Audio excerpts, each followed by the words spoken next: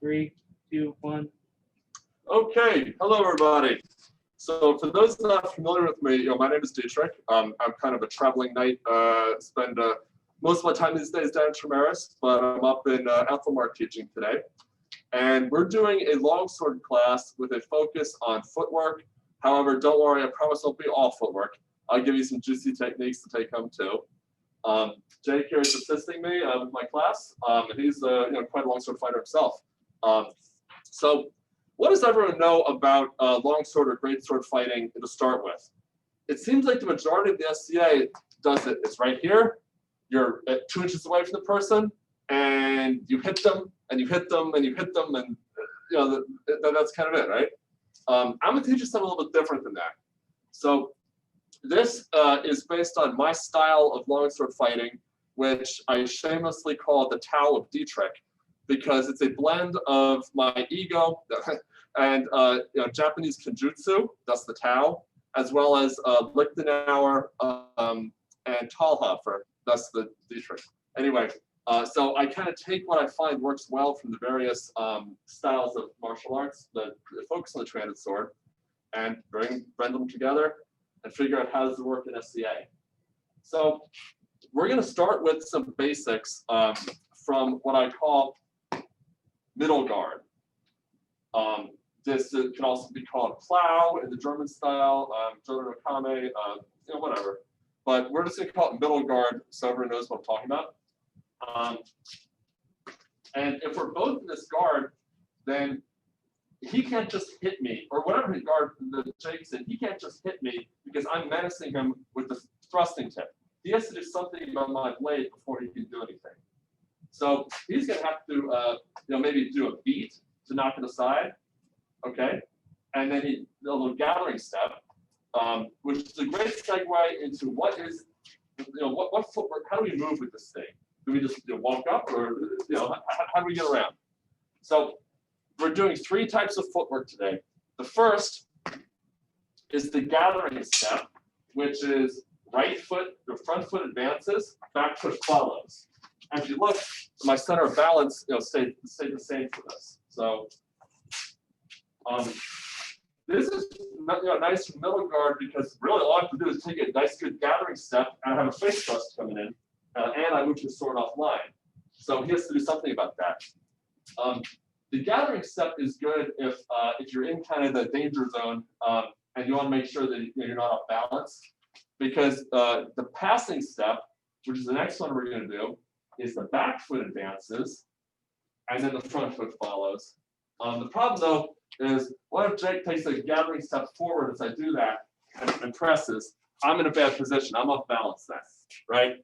So the gathering step is good for moving with control and intent and power. The passing step is how you cover some ground quickly. So, for example, if Jake wants to close on me, I don't want him to close, then passing steps are to get me away from him faster. Or if I'm coming after him and he's backing away, passing steps will close that ground faster. These are very useful against an opponent with sword and shield too, because you want to really control the footwork and control the range with that. So when your sword and shield fighter is advancing on you, you want to go ahead and be able to move quickly. So, like if he throws a shot at me, I'm not covering that much ground if I just take a backwards passing step. Gathering step. On the other hand, I can cover a whole lot more ground with that passing step.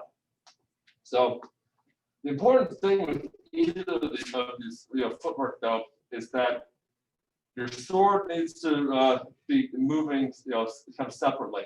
So if we're on guard and we're doing a gathering step, I'm keeping that sword on line with the opponent's face.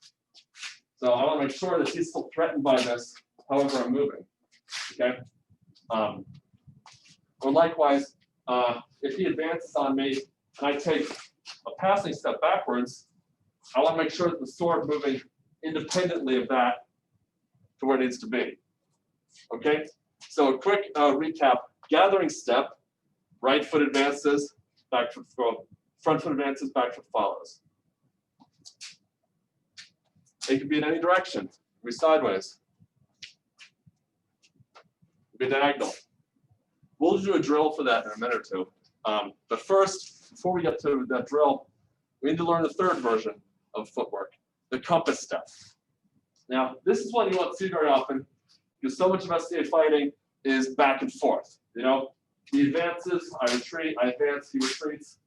The compass step takes it to the angles. So imagine an arc around your opponent. And you want to be able to move on that arc with the compass step. So if I have a compass step right, my right foot leads, my left foot follows. And look how I change the angle of this fight. For example, if Jake throws a thrust at me, it's not so good a situation for him now. You know, because it's a very simple matter to feed him the thrusting step. Also nice if you take, well, it takes an overhead blow carefully without hitting someone's cell phone up there. Okay? By taking that compass step, I'm changing the angle of the fight, I'm evading that shot, and I'm totally ready to throw my own shot. And I'll do this from other guards as well, which we'll get into shortly. If I'm in roof guard and he throws at my head, I can step that compass step and then counter. So you don't have to compass step to the right though. You can also compass step to the left. I usually do starting with whichever leg is on that side already. So I try not to cross like that. I try not to cross like that. So if we're compass stepping left, I'm probably doing like that. So I'm still on the same arc, but it is more of a passing compass step. Yeah. And again, that changes the angle, changes the whole fight, gets you to safety, and hopefully gives you an opening. So for those of you who are playing along at home, we're going to do a little drill. We're going to start in middle guard, right leg forward, assuming you're right-handed. If you're left-handed, switch it up. And what we're going to do is we do gathering steps. I'll call it out, and you take the step. So forward, back, back, forward, right, left, left, right, diagonal right, diagonal back, diagonal back, diagonal back, compass right, compass left, compass left, compass right. Now, you'll see we just described a big box. We should be standing in the exact same place we started. So that's a useful drill because it gets you in the habit of moving on guard and all the different ways that you can smoothly move around your opponent. Okay. All right. So you're like, come on, Your Grace, enough of this footwork shit. Teach me how to actually hit people, right? Okay. Let's learn how to hit people with this. Okay. So traditional, SCA Greatsword fighting, like I said, fought from here, and you kind of, snipe at each other, and maybe go high and hit low. We're not going to do that. We're going to do something a little bit different. So let's start with what I call roof guard.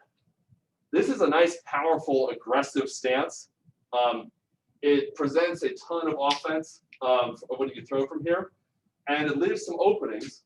Like my left arm is wide open, for example, and my opponent can choose to go for it, in which case all I did was I took a compass step right and threw what's called a Zwerchau, or a stroke of wrath, which you'll see in the period fight manuals.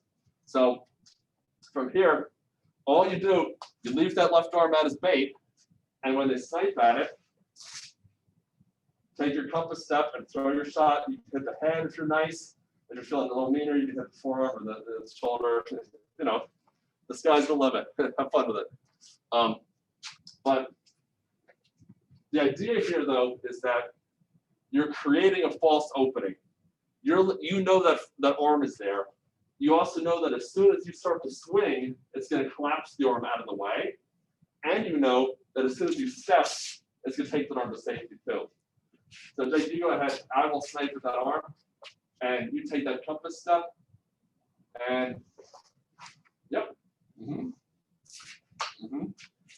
So that's a fun one, but it helps a lot if you can make someone fear a particular shot, like that overhead, a stroke of wrath. You can use that as a setup for a bunch of really nasty stuff you can do to them. So here we are teed off again. I start that stroke of wrath, and as soon as he goes to parry it, I pull it short, and then we have a nice little thrust to the short ribs. Sound good? So again, let's throw it slowly. When you sort of take a nice big Conan swing at your opponent's head, he's going to do something about it. He's going to want to block it. But if you can avoid the bind by pulling it right to your hip into the middle guard again, then just drive it home. I call that one the cut to thrust because I'm not very creative. But it's useful in many different ways. I could be in high guard and I could throw my my overhead great blow. And as soon as he goes to block it, yoink, how's that thrusting tip taste? Now, if the cut to thrust is a thing, then logically, what about the thrust to a cut? Right? So that's fun too. Here we are middle guard. They have to respect the face thrust, right? That's a thing. You get popped to the face nice and hard, and the fight's over. So he's going to react to my thrust by probably wanting to parry, to clear my blade. So he's moving it this way, which we can use to turn into a cut. Okay? So it looks kind of like thrust to cut. Without all the fancy compass step, thrust to cut. Okay? Jake, you demonstrate. Thrust to cut. Whack. Yeah. Your opponent's not going to call that one light. Especially because he's not, haha, I blocked it. Ooh. Someone just sorted through short ribs. Okay. All right, next. So we've done cut to thrust, thrust to cut. And by the way, you can do thrust to cuts with all sorts of different nasty angles. I can drop low, thrust high, and then cut to the leg. I can thrust in as he parries. I can bring it down like that. But I think overall the most effective one, especially if you put it as a shield, is do that thrust. It engages the shield. Take your compass step and blast that hip or that thigh, either way. Okay? Now, it occurs to me that everybody would probably have more success with that particular thrust to X cut if I spent a moment or two and actually taught the X cut, right? So, if we're greatsword fighting, that's a weak shot. I can't get power just snapping out like that, right? That's never gonna be hard enough. However, there's 3 scenarios where we can throw this X cut to make it a good hard shot. And by X cut, it starts on your left shoulder. The wrists form an X. Remember I told you about very original? And it uncoils with your hips and your arms into a powerful cut. I think everybody can say it doesn't hit all that light. Yeah, even saying that he's shaking his head. So by getting that uncoil and that turn of the wrists, you can generate some serious oomph on it. Okay? So the 3 scenarios where we like to do this. Number 1, my strike is parried. Shift through, X cut. So again, I throw low, he parries it, shift through, X cut. I'm taking a whole extra second step to shift through, and the reason is here's what you don't want to do. That's not going to be good, right? You want to make this count. Usually with longsword fighting, you get one chance, so make it good. Okay. The second version, where it's effective, is Jake strikes at my head, I parry, I X cut. Or if you thrust the time, if you do a swing, parry, X cut. That works very nicely too. The third version, the third opportunity to really use this shot is I strike at his head. No, I don't. I X-cut. So just make it a feint instead of an actual strike. But if you sell it hard, he's got to reach out to it. Instead, you just pull it through and step to the side, throw it. So X-cut. Any questions so far? Give it a minute here. Yep.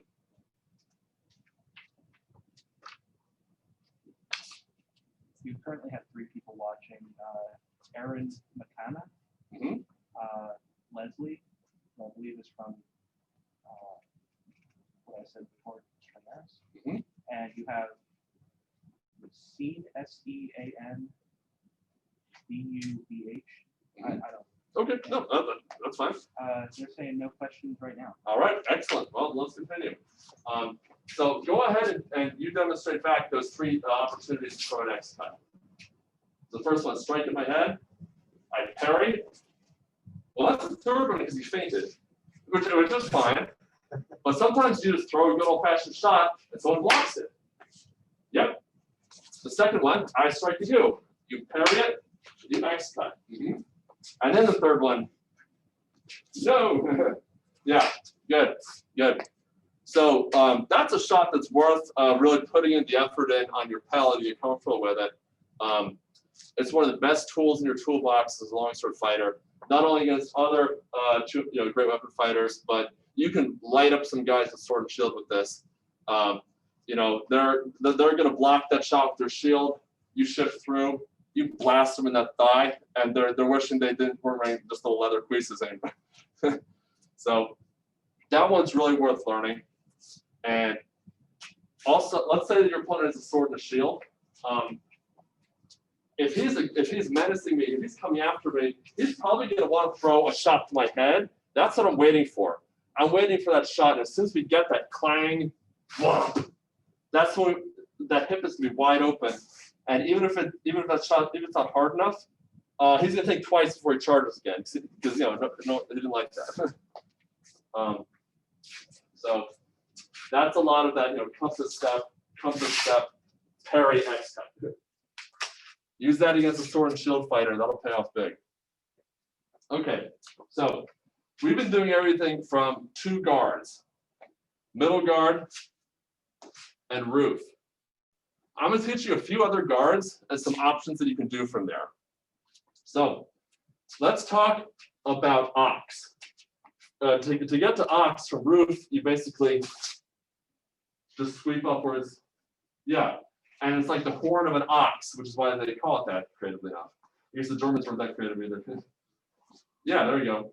Now, you might think, why is my sword all the way up here when like 90% of my body is now uncovered? Surprisingly, this is actually my favorite defensive stance. So if I just threw something and I'm not sure what's going on, I'm gonna go into ox, because from here, whatever he throws at me, I'm totally ready to defend against. I can drive it down. He throws it low. I can throw it over like that. You have the ability here to sweep away anything that comes in low, or sweep and attack, sweep and attack. As well, if they make a mistake, a single mistake, your point's already right there, ready to blast them. So ox is a really useful guard, and if you're here waiting for your opponent to do something, and he doesn't want to do anything, well, he knows you're about to stab him, right? So what you do is you stab him, except as soon as he blocks it, you do something else. It's a really great opportunity to do some thrust opener combos like we just did. Like you're an ox, you do a thrust and he blocks it, and then you do something else. Oh, that was, let's do a thrust again as soon as he stops the feet. So thrust like that. And sometimes maybe we don't want to thrust. Maybe we just want to just come right out with an X-cut or something. No reason not to do that. You can also come around like that.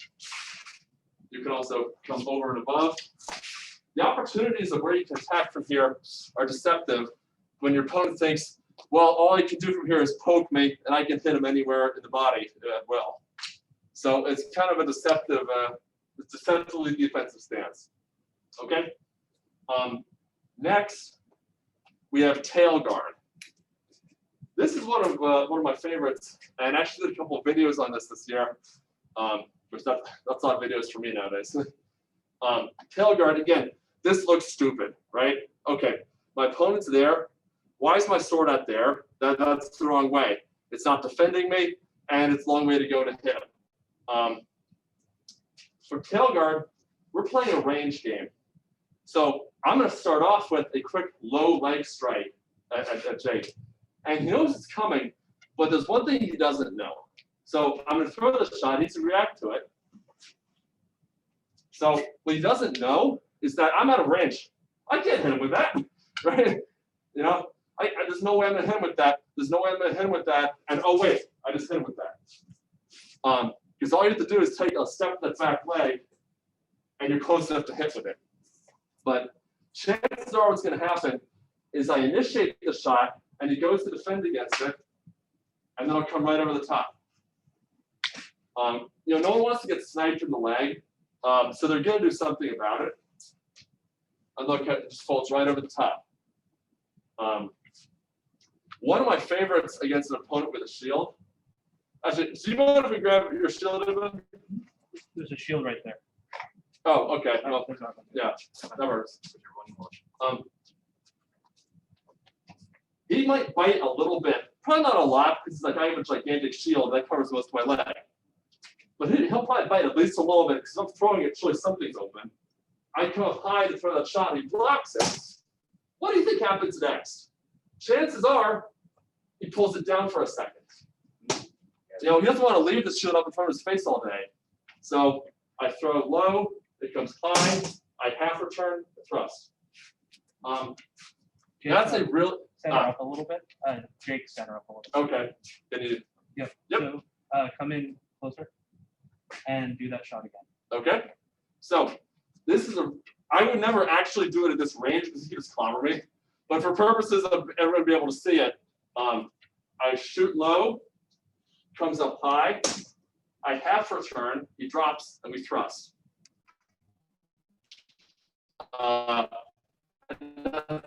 Thrust always, you know, is half, and then snap it right in as soon as that shield dips a bit for him to peak. That's a really nice little technique. You catch people with a big shield with that. So they said they're loving that sneaky thrust. Okay, I'm kind of a fan too, to be honest. Right?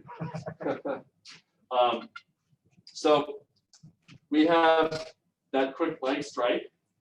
We have advancing leg strike. We have leg strike to overhead blow. We have leg strike to overhead blow to snap thrust. Like that.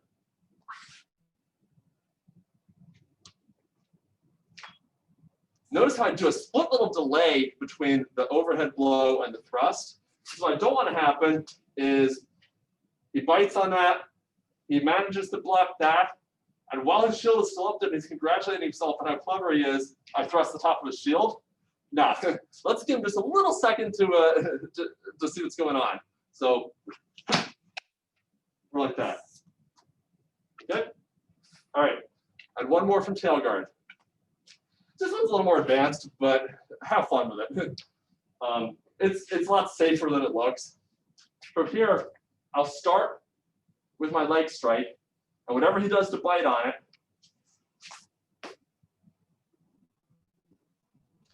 he took a barrier guard to bite on, which was pretty good. So I had to do a compass step to do an inverted strike. But let's say the traditional greatsword stance, and I throw that, and he's probably going to cut downwards to stop it or block with his hands. So, did everybody see what I did? I throw that leg cut, and then it sweeps through, comes around, and strikes with the back edge of the blade.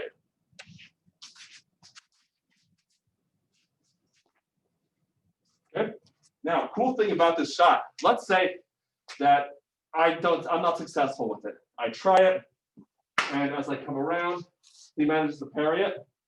Remember how I said this is such a good defensive stance? I'm ready to block any sort of counter that he has. As well, even if he parries that, I'm not in a terrible position either to use that point effectively.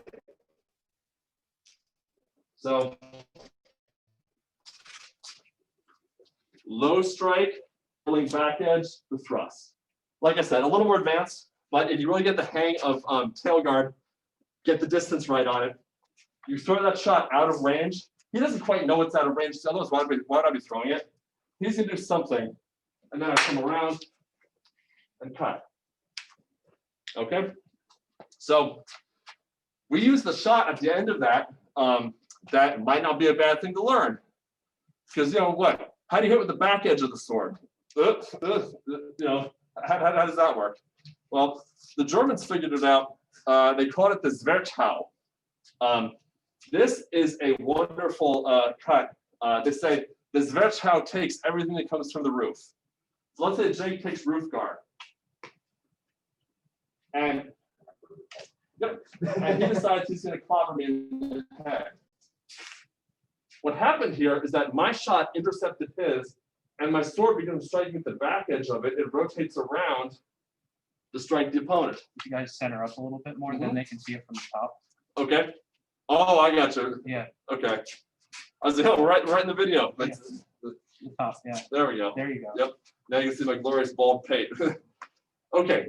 So, the easiest way to learn the back edge shot is to start off with a little pump fake to that side, and then take your left hand and push, and your right hand and pull, and turn. So we're not hitting with the front edge of the blade, which is a perfectly fine shot, but for you to block that shot, I'm going to throw a front edge shot. Go ahead and just block it. So, click. That's a pretty simple block, right? Now, do that exact same block, because it looks like my shot's coming the same way. I mean, that didn't stop much force, did it? Because the shot pivots right around that sword and just clonks him in the side of the head. So, pump fake to back edge. And again, this brings us into that nice, safe ox guard again. Pump fake to back edge. Yep. So go ahead. I'll do what. Yeah, pump fake to this side. Yep. There we go. Yeah, there you go. Mm-hmm. Yeah, that's a thing of beauty, because even if I get my sword over to block it, I didn't get my sword over to block it because his sword rotates right around my block with the back edge. This takes a little practice. It may help to position your hands in a certain way that you can more easily throw that shot. I cheat a little bit. I cheat my thumb up onto it, which is probably a dumb idea, but you know, I signed my waiver. So you can combine this with a compass step. That'll usually get you around a shield, get you around a blocking sword. Nice, nice. Remember the X cut we just learned? Well, I have some good news for you. If my back edge shot doesn't work, this is the setup for just an ass-destroying X cut. Or if you're right, yeah, he's out freestanding up after that. So, okay, yeah, go ahead. Yep. So I do my little pump fake. I throw my back edge and he parries. I'm now totally chambered for the X cut. But you know what? Jake's a good swordsman. Let's say that against all odds, he manages to get his sword all the way down to parry the X cut. You know what the X cut sets you up for that we just learned? The back edge, right across the shoulder blades if we're feeling spiteful. Guys, don't be spiteful. Be nice to your training partners. It's funny though what happens. So we can utilize that with the back edge, setting up the X cut, setting up the back edge. That's not a bad combo itself. But one thing that's cool about, let's say, the right side back edge, that also sets you up for the left side back edge. Now, why do you want to do that? Well, I do my little pump fake. Right side back edge, he parries it. That turns into left side back edge. He parries it. To right side back edge. What's he used to now? To X cut. Ooh, yeah, didn't parry that one. So I call this one the helicopter. And he goes pump fake. 1, 2, 3, 4. That sucks if that lands. Again, pump fake. Back edge, to back edge, to back edge, to X cut. So, did anybody notice what I did at the end of that little routine that's meant to save my bacon? Again, if you're fighting a good swordsman, maybe he picks all this up. So I throw pump fake. 1, 2, 3. And I'm hosed now because my sword's out of position. He can just destroy me. So that's why the final move of this technique is a defensive disengage. So anything he swings, I have this barrier here ready to sweep it away. So at the very end, I put my X cut, and he just clobbers me in the head. Defensive disengage. One of two things will happen. Number one, you killed the guy, he falls down, you look like a poser. Okay, I can live with that. Number two, you don't kill the guy, and instead of getting clobbered, you just hear click. I can live with that too. All right? So Jake, you go ahead and demonstrate. Pump fake. 1, 2, 3, 4, and then defensive disengage. You'll never regret doing that defensive disengage. It's it'll save you a lot of times. I have a kind of fancier version where one time I threw an overhead cut to an X cut, and the guy, he didn't like the shot. It wasn't hard enough. That's fine. So he throws an overhead blow. He didn't call that one light. I'm not recommending that, but yeah, that defensive pirouette to a second X cut does some damage. It does. Because first it gets you to safety and generates a fair amount of force. Okay. Jake, what are we missing? Any thoughts? You mentioned the one you always love watching two Greatswords when they're doing the TikTok in that way, and then you go low. So there's that one. The compass steps, we covered those. What about? I thought there was one more card. I know we got short room here. Yeah, I call that one high roof because it's similar to roof except high. So high roof or high guard, either way. I really like this shot, largely from the intimidation factor, because they know that I have a ton of gravity on my side if I throw an overhead great blow. What they don't know is that I'm probably never going to win a serious fight with that first overhead great blow. Like seriously, if I just beat you with that, then how do you get that far on the list? So realistically, if I start off by throwing that, as soon as I throw it, it's going to either be an X cut, or it's going to be a quick snap thrust, or I might drop from here to tail guard and then do my thing from there. But the high guard is intimidating, and they can't just mosey on in because they know you have that ability to just pound them. They have to do something. So chances are he might want to throw a thrust, in which case we do the compass step along with the quick dropping parry. And then I like this a lot better because from here I can just come into another compass step and a back edge. Yes, question. So we have a question from Leslie. She's asking, how do you decide when you want to use that guard? I may use it as an opener for a fight, just like, hey, we're setting the tone right now, buddy. So it's a good opener just to start the fight. Or if my opponent has been kind of defensive, like if he doesn't want to do anything, then yeah, I'll start from here and I'll start pounding in shots. And especially if I start from here, I really want to hit him in the leg, like really want to piece that leg. If I start, it has to go high to defend against it, then I can go for that leg. If your opponent has a glaive, probably not the best starting stance unless you're very confident you're faster. Okay, good. So this says one of two things. It says either one, I don't really know what I'm doing. Somebody gets stabbed in the face, or it says I have gigantic balls and I am not worried in the slightest about his ability to stab me in the face with that. And again, so if you take that compass step and just drop the tip, then you can go into your attack routine from there.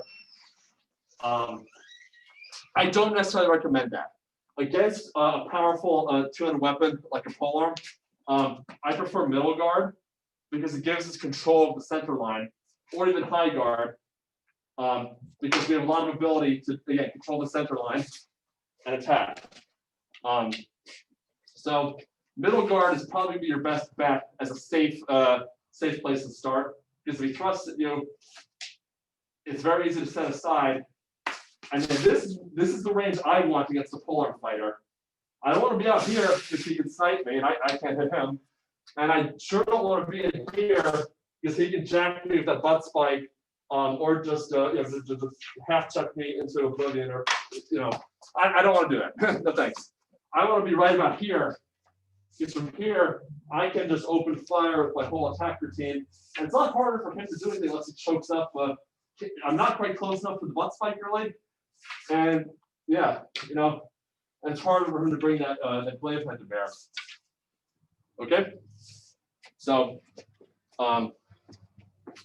one more guard that I want to teach you, and that is what I call barrier guard. Barrier guard, it looks like it's pure defense. There's actually a lot you can do from this to ruin someone's day too. It is a good defensive guard. Not as ideal against a polearm fighter because again you're at risk of that thrust. But against someone with similar or less range, barrier guard is solid. So if I throw at Jake's leg and he's a barrier guard, he's got that all day long. I throw at his body, whatever side I'm throwing at, and I'm throwing at his hands. He can help block that all day long. You don't have to raise your sword much to block that. You just help block that, yeah. So barrier guard presents kind of a wall between you and your opponent's attacks, and it shuts down a lot of angles. You can use this to, kind of as a counter punch guard, like take your best shot, sucker, and then you go into your attack routine. Or you can use this as if you're going to be doing a counter punch guard, but then actually hit them. So one of my favorite things to do from barrier guard is the opponent's not really sure what to do, is we can snap up a quick cut that's not going to do anything likely other than get his attention. So if I'm cutting at his groin, even if I'm not going to hit him with that, there's no way that's going to hit. But he doesn't know that, and that's his groin. Come on. So, and then right into an overhead blow. That's a nice one. He reads that. He sees, oh, that snap cut's going overhead. Now it's an X cut. Or it could be, I'm throwing a snap thrust, which comes around in a looping shot like that. Or right into an X cut. Okay? Barrier guard, even if you want, you could even pop up that thrust right at the face. Yeah, and that doesn't work, just flip it right over into a cut. Okay, guys, we've gone over a lot of material here. Any other questions, any other topics you'd like us to address? Give it a couple minutes. Sure. I think a big takeaway too, flowing motion. Mm-hmm. Yes, we're very much focused on flow, like a dancer, instead of ground and pound. Is that a firefly? Oh. But I thought so. I would have loved this. I love fireflies. Anyway, so the focus is more on flow and technique outmaneuvering the opponent instead of just wading in and rock 'em, sock 'em, which can be fun too, but not what we're working on today. We have a question here. Is Fool's Guard useful in heavy? Yeah, Fool's Guard is useful. So Fool's Guard is like so. At the guard of a fool, because oh my god, who's gonna just have a sword down like that when someone can just poke him in the head? But like if he's in traditional SCA Greatsword stance, he steps in to clobber me. Oh, who's the fool now, right? That's kind of why they call it that, because it looks foolish, but if you underestimate and bite on it, you end up being the fool. It is useful and heavy.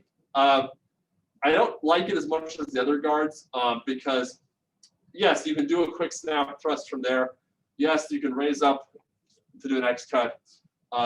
There's a lot of motion that has to happen from here in order to, to create an attack. And you're also gambling on your ability to outdo gravity and bring your sword up, quicker than he can bring it down. So if we're here and he's in like high guard, I'm gambling that if he's just swinging me, I can bring my sword up faster than it comes down. And if I mess that up and he's actually feinting to an X cut, it's harder for me to recover from that. So Fool has its uses. You can use it to mess with somebody. You can use it if they rush in on you for a quick snap thrust. You can compass step thrust from the side. You can come over with it, but there are generally other guards that have more utility. If you want a low guard, do tail guard. I recommend that one a lot more than Fool. Okay? So maybe just to wrap up here, why don't we go over the guards that you've done and your foot drill, and then we can just close this out. On the one hand, that is a capital idea. On the other hand, that requires me to remember actually what the hell did I just teach. Okay, sure. So to start with, we have the gathering step. Front leg advances, back leg follows. You can move in any direction, gathering steps. It keeps your core stable. It's a good balanced footwork movement. It doesn't cover distance as quickly as the passing step. Back leg advances, front leg follows. Or front leg advances, back leg, or retreats, back leg follows. Passing steps are great for covering ground, for GTFOing. Not so great for balance. If I rush in on somebody with a passing step and he counter closes, I'm off balance and not able to respond as well. Finally, compass step. We move in an arc around our opponent. Yep. Okay. We had the thrust that turns into a cut. We had the cut that turns into a thrust. Lots of variations of those. There's high guard, cut, the thrust, the cut if you want. And we had roof, where we bait that elbow up there. And as soon as they go for it, we take that compass step and throw the cut.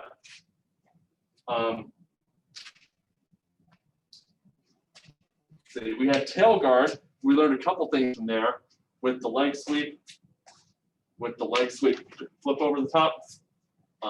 Leg sweep to overhead blow to thrust. We learned all that. We learned low blow to whirling back edge. Let's see. Yeah, that's right. We learned pump fake to back edge. Pump fake, back edge, X cut, defensive disengage. And we learned pump fake to helicopter, defensive disengage. Okay? Let's see. We learned barrier guard. And the various options you can do from here with a quick flick cut to overhead blow, with quick snap thrust, with 1, 2, 3, X cut.